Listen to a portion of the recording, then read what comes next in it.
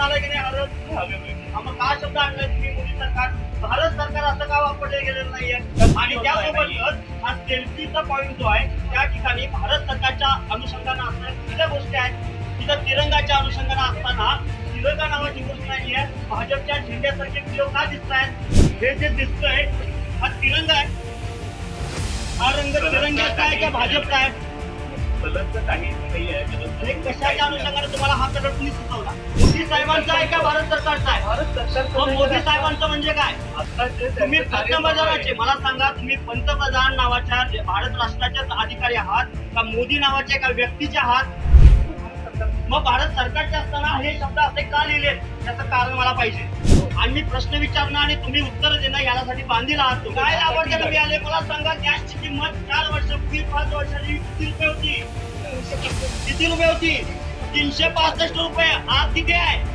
आज किती आहे सर तुम्ही ही योजना घेऊन आलेला आहात का आम्ही तुमच्या 400 रुपयाचा गॅस 1000 रुपये केलाय हे सांगायचं तुम्ही सांगा आमच्या गावाला जोपर्यंत या प्रश्नाची उत्तरं देत नाहीत 400 रुपयाचा गॅस हे 1000 रुपये करताना आमच्या गावात येऊन सांगतात की आम्ही काय केलं अशा एवढे गॅस दिले तोपर्यंत हे सांगणार नाही आम्हाला आमदाराला उत्तर मिळत नाही तोपर्यंत आमच्या गावात तुम्ही हलायचं नाही आमच्या गावात तुमच्या भाजपचा प्रचार किती करायचा तेवढा करा जर थांबवावा लागेल तुम्ही जेवढं काही बघताय तो सगळा पैसा तुमच्या खिशातला आहे हे सगळं तुम्ही करताय तुम्ही राबताय तुम्ही कमावताय तुम्ही देश चालवताय आणि त्यातनं मिळणाऱ्या पैशात ही लोक भाजपचा प्रचार करायला लागल्यात सेल्फी घ्या म्हणतोय हा माणूस कशासाठी सेल्फी घ्यायची 300 रुपयाचा गॅस 1000 रुपयाचा केला म्हणून सेल्फी घ्यायची शासन काय आमच्या पुढे नाही आहे लोकांसाठी शासन आहे भाजपसाठी शासन नाही आहे लोकांसाठी आहे म्हणूनच ते आले हा म्हणून जर चुकीचं सांगत असेल तर काय चुकीचं काय करणार नाही मोदी सरकारची हमी म्हणजे काय योजना मोदी सरकारची हमी म्हणजे काय लक्षात घ्या तुमच्या अधिकाऱ्यांनी आम्हाला विरोध केला नाही आहे तुम्हाला आमच्या हे ज्यावेळेला आम्ही बोलतोय त्यावेळेला प्रश्नाची उत्तरं अधिकाऱ्यांना देता आली नाहीत हे वरिष्ठांचं नाव सांगत राहिले पण आम्हाला विरोध करण्यासाठी हे भाजपची लोक आली कारण काय। नमस्कार, आप सभी का एक बार फिर से मेरे इस YouTube चैनल पर बहुत बहुत स्वागत है। जो वीडियो अभी आपने देखा वो महाराष्ट्र के अलग अलग ग्रामीण इलाकों के वीडियोस हैं। वहाँ पर जो आप देख रहे हैं वहाँ पर मोदी सरकार की ओर से अलग अलग जगहों पर जो एक रथ के तौर पर यात्रा निकाली गई है जिसके ज़रिए वो बता रहे हैं कि उनकी सरकार ने कौन कौन से स्कीम लाए उसे रोका जा रहा है।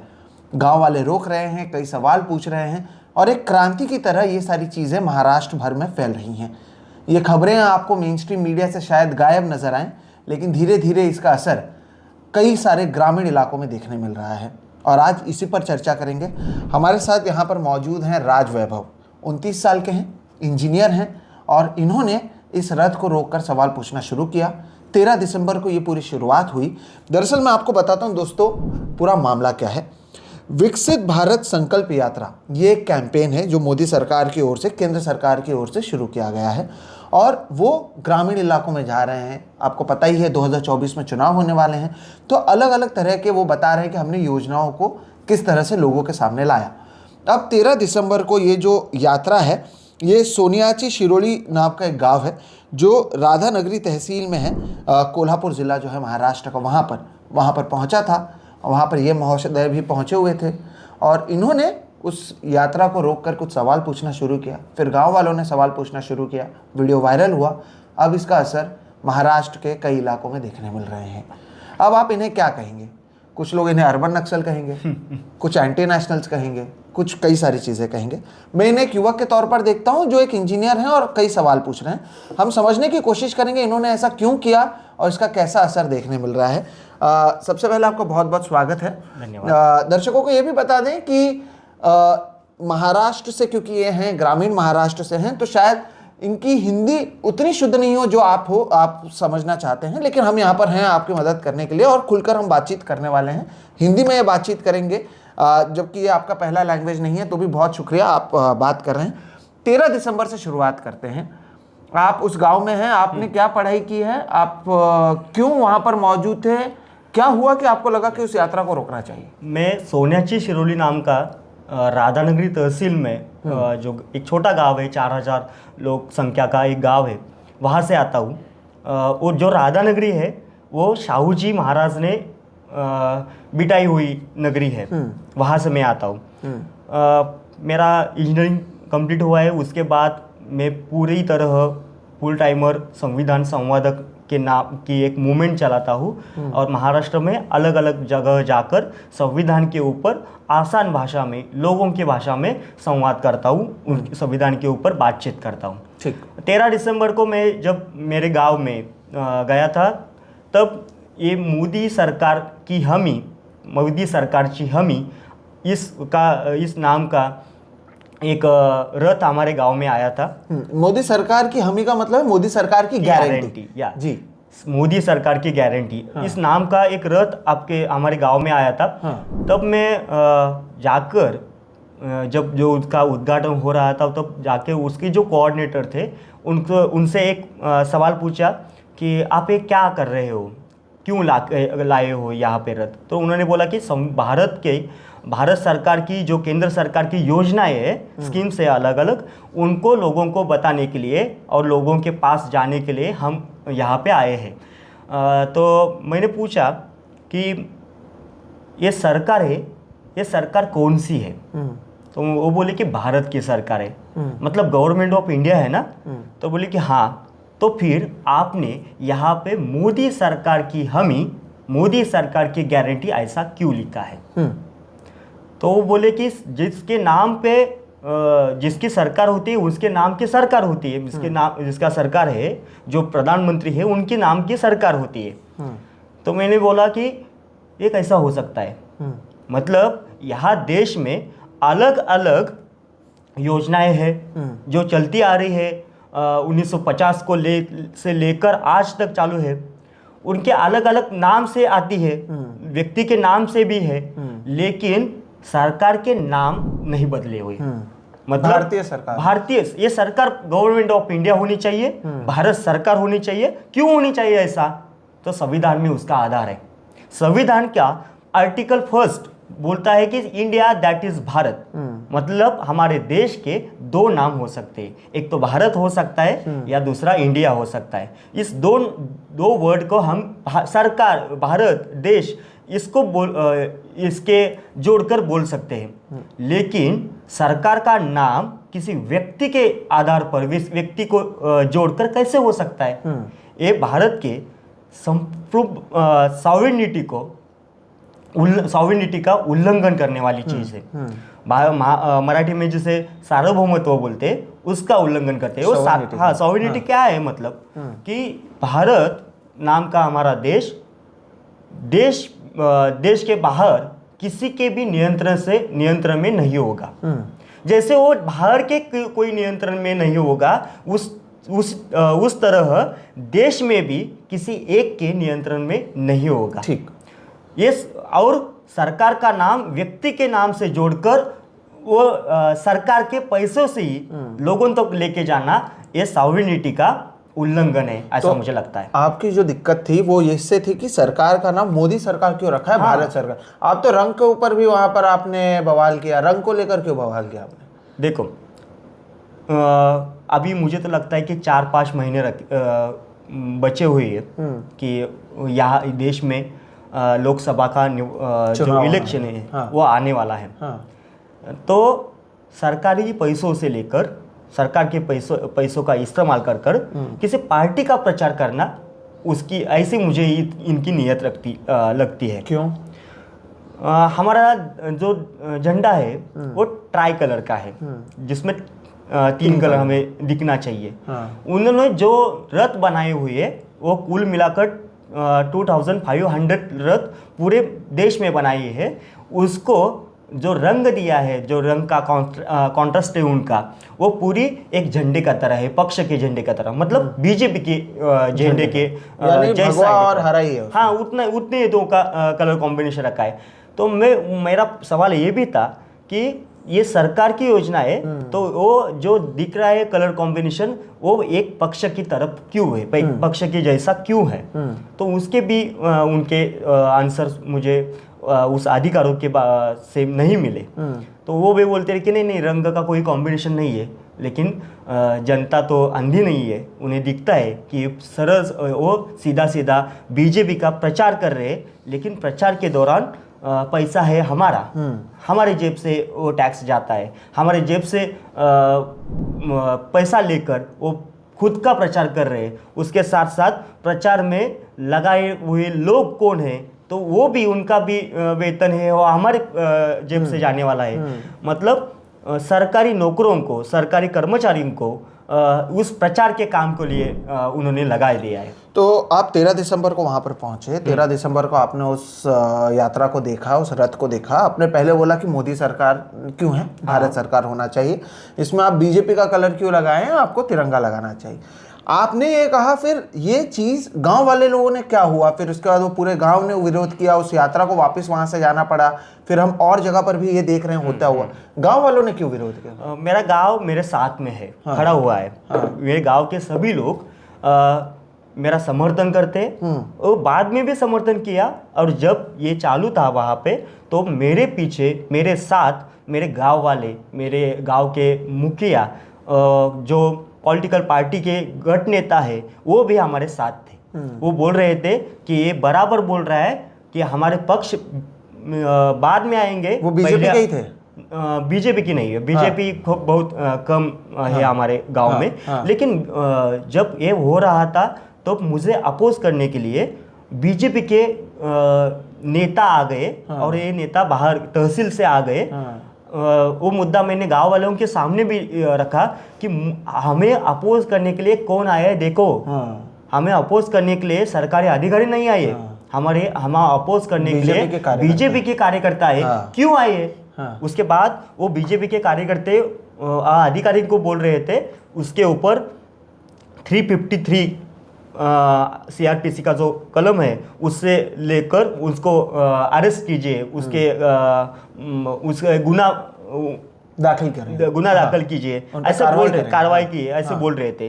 तो वही मुद्दा मैंने गांव वालों के सामने बैठाया कि हमें अपोज करने वाले कौन है, ये इसके ऊपर कार्रवाई करो, ये बोलने वाले कौन है? वो सरकारी अधिकारी नहीं है, ये बीजेपी के समर्थक है। वो बीजेपी के समर्थक यहाँ पे क्यों आए? तो ये सरल बीजेपी का प्रचार था, ये सामने आता है। तो ये एक वीडियो बनाते हैं जिसमें ये आप देखिए, सवाल तो वाजिब है। एक बार कहना चाहता हूँ कि हमारे गांव में एक बड़ा बोर्ड लगा है। वो बोर्ड में मैं मराठी में बोलता हूँ कि क्या लिखा है, लोकराजा शाहूंच्या विचारांना मानत, खऱ्याला खरं आणि खोट्याला खोटं म्हणणाऱ्यांच्या पाठीशी उभं राहणारं आमचं सोन्याची शिरोली गाव आहे। कोणताही नेता, कोणताही पक्ष याच्यापेक्षा आम्हाला देश महत्त्वाचा आहे। आम्ही राजवैभवच्या सोबत आहोत, वी स्टैंड विथ राजवैभव, ऐसा एक बोर्ड गांव में लगाया गया है। उसका ट्रांसलेशन कर देता हूं। इनका कहना है कि छत्रपति शाहू महाराज के विचारों से हमारा गांव चलता है, हम सही को सही और गलत को गलत कहते हैं, और इनके समर्थन में वहाँ पर बोर्ड भी लगा कि हम राजवैभव के साथ। देखिए, आप ये सवालों को देखें तो सवाल तो वाजिब हैं कि भारत सरकार की अगर टैक्स आपके हमारे पैसों से ये टैक्स जा रहे हैं, ये यात्रा निकाली जा रही है, तो इसको मोदी सरकार का नाम क्यों दिया गया है? एक पॉलिटिकल पार्टी का जो रंग है वो क्यों लगाया गया है? और जब विरोध किया जाता है तो उसी पॉलिटिकल पार्टी के कार्यकर्ता क्यों आ जाते हैं जब ये भारत सरकार की है? चलिए, ये आपने एक वीडियो बनाया और ये वीडियो काफ़ी वायरल हुआ है महाराष्ट्र में। हमारी कोशिश ये है कि देश में भी पता चले कि क्या कुछ हो रहा है ग्रामीण महाराष्ट्र में। इसके बाद लेकिन ये चीज़ें तो और भी जगह होने लगी, कितने जगह पर ये सारी चीज़ें हुई हैं और कहाँ कहाँ पर ये रोका गया है? और आपके लोगों ने रोका है कि गांव वालों ने रोका? नहीं, हमारी जो समिति काम करती है, संविधान संवाद समिति, उस समिति से मैं अकेला ही हूँ जो ये रोकने वाला हूँ। बाहर मुझे हर दिन 2 या 3 वीडियो आते ही रहते हैं कि दादा मैंने आज यहाँ पे ये किया है, ये रोक दिया है। तो पूरी महाराष्ट्र में अलग अलग जगह से इसको विरोध हो रहा है। सिर्फ लोग पत्थर नहीं मारते, लोग उससे गालियाँ नहीं देते, उसके अधिकारों के उल्लंघन नहीं करते। हाँ, मतलब अधिकारियों को सताते नहीं है, सिर्फ एक सवाल पूछते हैं कि देश का नाम क्या है और सरकार का नाम क्या होना चाहिए। सिर्फ इस एक सवाल को लेकर उनको आंसर नहीं देना आता, वो रद्द को लेकर वापिस जाते हैं। जगह जगह से ये विरोध अभी हो रहा है। मुझे नाशिक, रत्नागिरी, कणकवली, येवला, अकोला, हिंगोली, ऐसे जगह जगह से सातारा ऐसे जगह जगह से मेरे को वीडियो भेजते हैं लोग और बोलते हैं कि दादा हम आपके साथ में हैं। तो आप देखिए, ये एक चीज़ है जिसकी शुरुआत एक वीडियो से होती है, सोशल मीडिया से होती है, और फिर कैसे कैसे चीज़ें बदल रही हैं और इस यात्रा पर उसका असर कई जगहों पर देखने मिला है। मैं आपको तस्वीरें भी दिखाऊंगा कि जो अधिकारी है वो खुद कह रहे हैं कि हम अब इस यात्रा को लेकर इस गांव में नहीं जा सकते हैं, क्योंकि लोग सवाल पूछते हैं कि इसको मोदी सरकार क्यों कहा जाता है, भारत सरकार क्यों नहीं कहा जाता, इसमें दो रंग क्यों है, तीसरा रंग क्यों गायब है अगर ये सरकारी है और किसी राजनीतिक पार्टी का नहीं है। तो इस तरह से चीज़ें हो रही हैं। अब सवाल तो आप पर भी उठेंगे, आपको कौन सा राजनीतिक पार्टी का समर्थन है कि आप ऐसा कर रहे हैं? क्या किसी राजनीतिक पार्टी के कहने पर आप कर रहे हैं? आप किसी पॉलिटिकल पार्टी से जुड़े हुए हैं क्या? देखो क्या हो रहा है कि लोगों को ये ध्यान में नहीं आता कि जो किसी पार्टी को सपोर्ट नहीं करता, किसी पार्टी से बिलोंग नहीं करता, वो प्रश्न नहीं खड़ा कर सकता, ऐसा लोगों का समझ है। तो मैं बता देना चाहता हूँ कि मैं अभी किसी भी पॉलिटिकल पार्टी से नहीं हूँ। मैं संविधान संवाद समिति का हूँ और समिति का राज्य सचिटनीस हूँ, सचिव हूँ। उस संविधान को काम को आगे लेके जा रहा हूँ। मुझे लगता है कि जहाँ जहाँ कॉन्स्टिट्यूशन वैल्यूज़ का उल्लंघन हो रहा है वहाँ वहाँ हमें खड़े रहना चाहिए, हमें सवाल खड़ा करना चाहिए और वो हमारा काम है। भारतीय संविधान का आर्टिकल 51 कहता है कि संविधान का आदर करो। संविधान का आदर सिर्फ उसकी बुक को माथा टेकना और संसद में जाकर उसका उल्लंघन करना ये नहीं होता। हमें बता देना चाहिए कि संविधान का सम्मान करना मतलब उसके वैल्यूज़ का जतन करना, उसको जो वर्ड्स है सार्वभौमत्व, समाजवाद, धर्मनिरपेक्षता, लोकशाही, गणराज्य, उसका समर्थन करना, उसको वायलेशन करने वाले चीज़ों को रोकना, यही संविधान की आदर करना है। और मैं संविधान संवाद समिति का संविधान संवादक इस नाते से मेरा ये फर्ज बनता है कि सवाल को खड़ा करिए, प्रश्न पूछिए। हमने एक कैंपेन शुरू कर दी है कि क्यों पूछते हैं हम। हमें लगता है कि इस देश का लोकतंत्र बचाना है तो सवाल पूछने चाहिए। और सवाल कौन पूछता है? जिनके पास नैतिक बल होता है वही सवाल पूछते हैं, जिनके पास नैतिक ताकत होती है। और ये नैतिक ताकत आती कहाँ से? जो संविधान के आधार पर चलते हैं, बोलते हैं, प्रश्न पूछते हैं, उनके पास आते हैं। ठीक, लेकिन अभी आपने जब ये सारी चीज़ें शुरू की हैं तो सोशल मीडिया पर, खासतौर पर मैं ट्विटर पर देख रहा था कि गालियाँ भी पड़ती हैं। अच्छा जी। तो फ़ोन भी आते होंगे, धमकियाँ भी आती होंगी, गांव तक पहुंचते भी होंगे, क्या कुछ किया गया क्या? क्योंकि हम सबको पता है कई लोगों को कि सवाल पूछा जाए तो नेताओं को पसंद नहीं आता, खासतौर पर इस सरकार को तो पसंद नहीं आता है सवाल पूछा जाए तो। उसकी वजह से मैं यूट्यूब पर हूँ यहाँ पर। लेकिन क्या हुआ जब आप सवाल पूछते हैं या इस तरह से यात्राओं को रोका जाता है तो आपके ऊपर कार्रवाई करने की कोशिश नहीं की गई?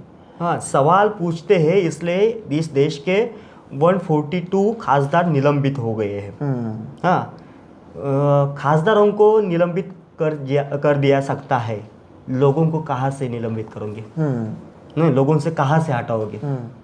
फिर से आपको लोगों के पास ही जाना है। तो गालियाँ तो पड़ती रहेगी।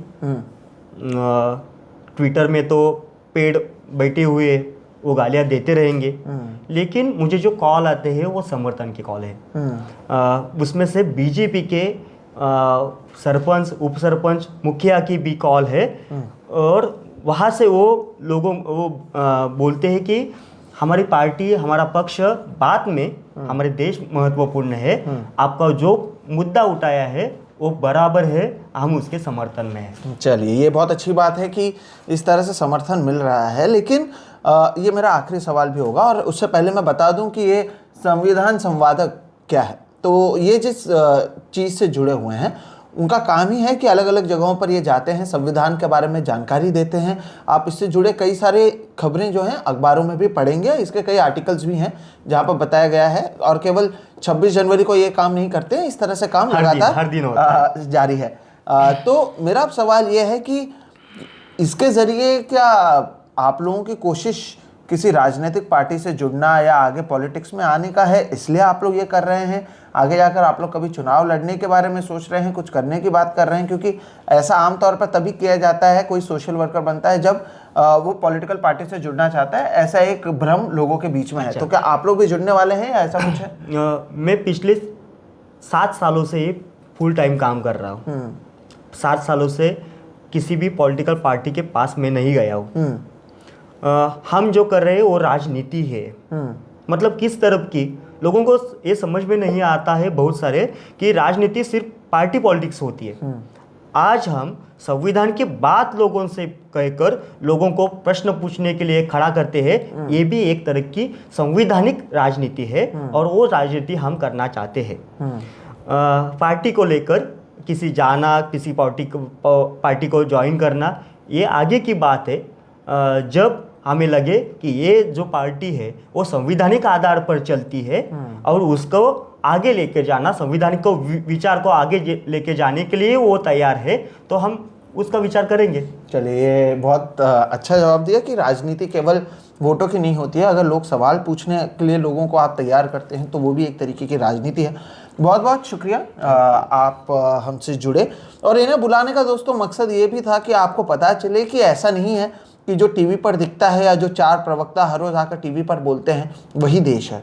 अलग अलग जगहों पर लोग अलग अलग तरीके से अपने बातों को रख रहे हैं, अपने मुद्दों को उठा रहे हैं। शायद मेन स्ट्रीम में आपको दिखाई न दें, शायद जो टीवी चैनल्स हैं या जो मुख्य अखबार हैं वहाँ पर से ये गायब हो, लेकिन ज़मीनी स्तर पर इसका असर दिख रहा है। और ऐसे में हमारा प्लेटफॉर्म मौजूद था तो हमने कहा कि इनसे आपकी मुलाकात कराएं। आप हमें बताएं आपको ये वीडियो कैसा लगा। आपके अगर कुछ सवाल हो तो वो भी आप बताएं, हम इनसे पूछेंगे आगे जाकर इसके ऊपर। अगर आप और क्या कुछ चाहते हैं वो भी बताइएगा। फिलहाल इस वीडियो में इतना ही। अगर वीडियो पसंद आए तो इसे लाइक करें, दूसरों के साथ साझा करें, उन्हें बताएं कि क्या कुछ हो रहा है महाराष्ट्र के ग्रामीण इलाकों में। चैनल को अगर सब्सक्राइब नहीं किया तो करें। आपको यहाँ पर चीख चिल्लाहट देखने नहीं मिलेगी, लेकिन ज़मीनी स्तर पर अगर कुछ डेवलपमेंट होता है तो हम आपके पास लगातार ला रहे हैं। फिलहाल इतना ही, दीजिए इजाज़त, नमस्कार।